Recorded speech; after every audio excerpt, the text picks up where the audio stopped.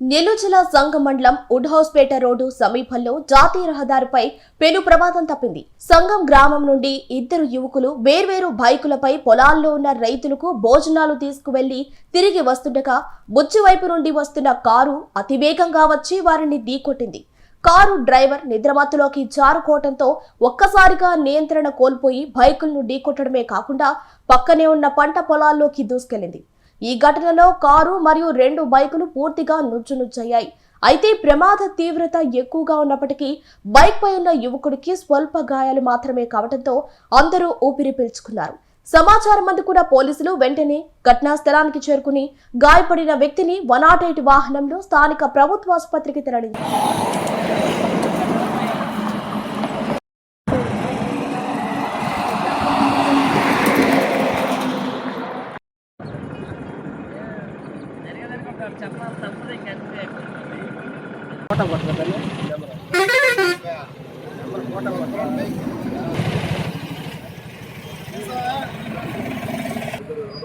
ఆ బైక్ దిగి లోపలికి వెళ్ళిపోయాడంట.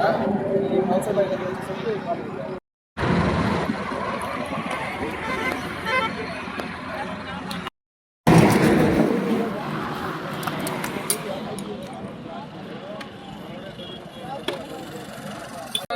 కాడ దిగో